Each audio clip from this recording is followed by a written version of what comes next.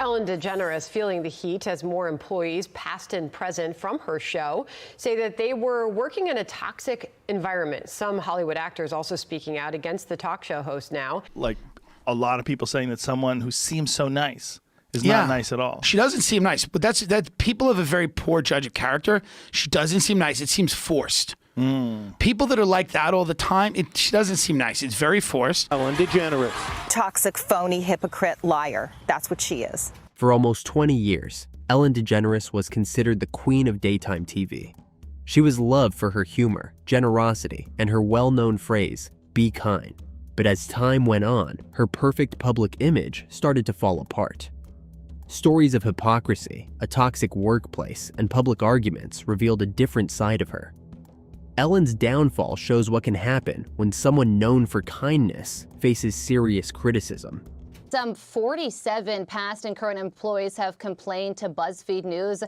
Allegations ranging from a toxic work environment, bullying, now even sexual harassment. So Warner Media is investigating that. Her TV show, The Ellen DeGeneres Show, premiered in 2003, became a huge success. Ellen's ability to mix comedy with emotional moments earned her many awards and praise. She became known for surprise giveaways, viral celebrity interviews, and uplifting stories. Despite her positive public image, rumors began to spread about Ellen being cold and unfriendly. Reports claimed she was controlling and dismissive towards fans and her staff, making people question if her kindness was genuine. At first, these rumors were brushed off as misunderstandings or one-time incidents. Muscat says, despite Ellen's Queen of Nice reputation, it became clear early on that it would not be a pleasant place to work. One incident with executive producer Ed Glavin left her shaken. The turning point came in 2020 when BuzzFeed News released a shocking report about the toxic culture behind the scenes of The Ellen DeGeneres Show. The article included stories from current and former employees who spoke about mistreatment, racism, and harassment. Ellen herself and allegations that she's not the happy-go-lucky, nice person that her show would lead people to believe. And that started off as sort of a rumor and a trending hashtag on Twitter. And then a bodyguard spoke out against her who worked with her, saying that she was pretty icy in person. According to the report, the workplace was full of fear and intimidation. Employees said they were told not to speak to Ellen or even approach her unless told to do so. There were also claims of favoritism, where non-white staff members were often left out or ignored. This TV personality is speaking out about what it was like working closely with Ellen DeGeneres. What happened, Tony? Tony Okunbowa was the on-air DJ at The Ellen Show for 11 years. Now he is addressing allegations of a toxic work environment. One black employee shared that they faced racist remarks, including being mistaken for another black coworker simply because both wore box braids. Other employees described a tense and uncomfortable work environment, where even making eye contact with Ellen could get them in trouble. While I am grateful for the opportunity it afforded me, I did experience and feel the toxicity of the environment, he writes on Instagram. I stand with my former colleagues in their quest to create a healthier and more inclusive workplace as the show moves forward. He joins a long list of former producers, including Hedda Muscat, who accuse Ellen of turning a blind eye to alleged mistreatment. While much of the initial blame fell on senior producers, Ellen herself wasn't spared. Staff members claim she either ignored or tacitly endorsed inappropriate behavior. A story from a former producer detailed how Ellen laughed when a senior executive berated a staff member during a meeting.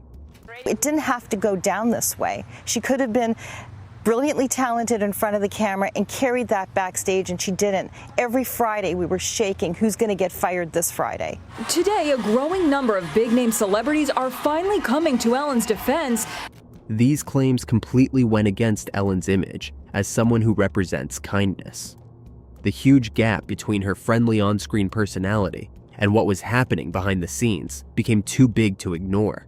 Celebrities, Brad Garrett of Everybody Loves Raymond fame and Leah Thompson from Back to the Future have posted tweets saying that she's not nice. So it's a pretty tough moment to be Ellen right now. Yeah, here's the Brad Garrett tweet saying, sorry, but it comes from the top at the Ellen Show. No more than one who were treated horribly by her.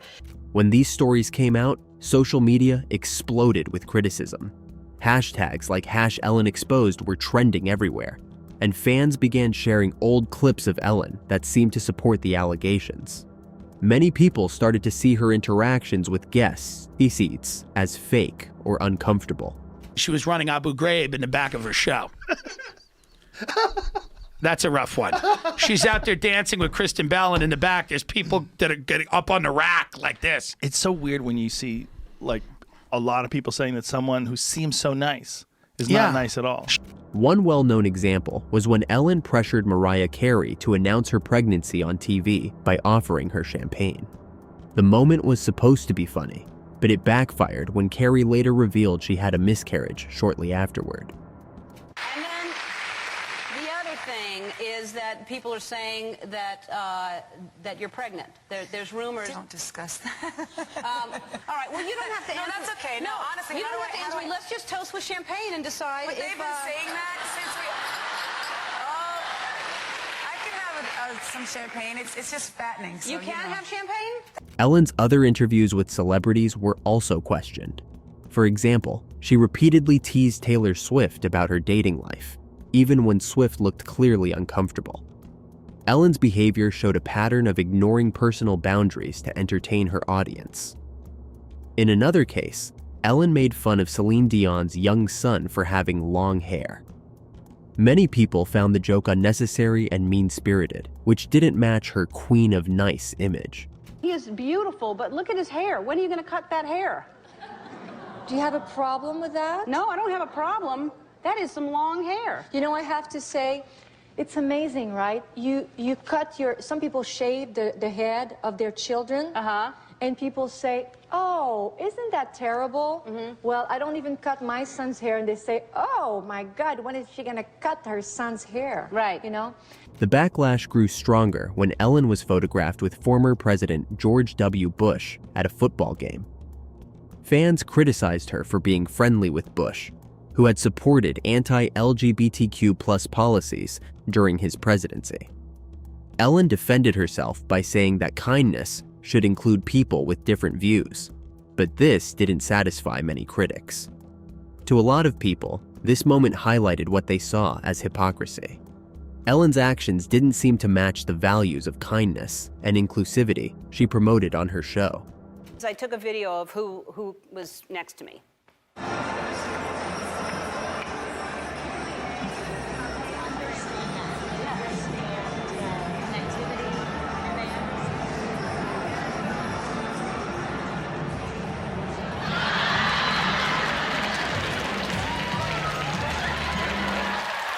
Ellen's slogan, "Be kind," became central to her brand.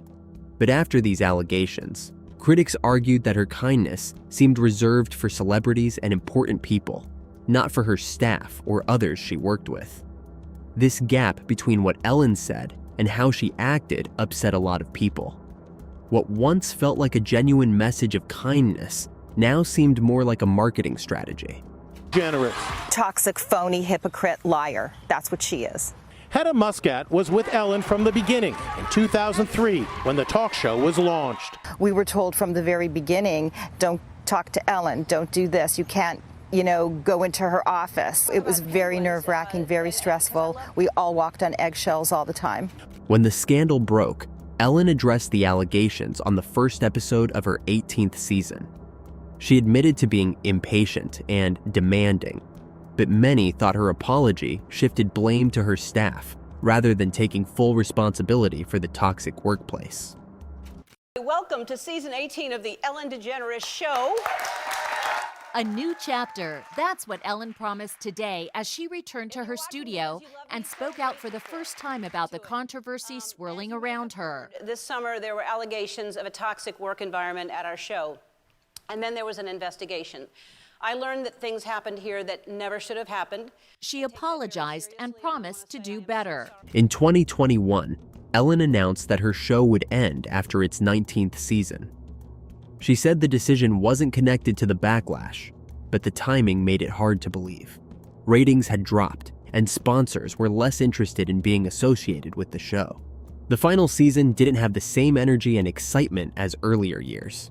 It ended quietly, a stark contrast to how successful the show had once been. The truth is, I am that person that you see on TV. I am also a lot of other things. Sometimes I get sad, I get mad, I get anxious, I get frustrated, I get impatient, and I am working on all of that. I am a work in progress. And if I've ever let someone down, if I've ever hurt their feelings, I am so sorry for that. Despite the hit to her reputation, Ellen's financial success remained untouched. She still has a net worth of over $450 million and owns multiple luxury homes. This showed how some celebrities can face public backlash, but still maintain their wealth and lifestyle. It really seemed like an effective PR spin. It was perfectly done, but I think that that's exactly what Ellen needed to do. It's very clear that Ellen wanted this to be perfect. Her and her producers and her writers, they clearly spent a lot of time and put a lot of thought into this. They want to do this and they want to move on and move forward and probably never talk about the allegations again. Ellen's downfall wasn't just about her. It reflected a bigger problem in Hollywood. The industry often prioritizes image over real values, allowing bad behavior to continue behind the scenes. The scandal was a wake-up call for audiences to think more critically about the public figures they admire. Hedda Muscat worked on The Ellen Show back in 2003. Phony, liar, hypocrite. That's my reaction. She's known about this for 17 years. She's created this culture. I was there from day one. We were all petrified of her. She was not nice. We've learned that after 14 weeks of hiatus, Ellen returned to her studio here at Warner Brothers last week and pre-taped her eagerly awaited season premiere. While Ellen's work for LGBTQ+ representation and entertainment is significant, her legacy is now clouded by controversy. To some, she is still a trailblazer who brought joy to many. To others, she is a reminder that actions speak louder than words. Ellen's rise and fall show how fragile celebrity culture can be. The same platform that made her famous also became the place where her reputation unraveled.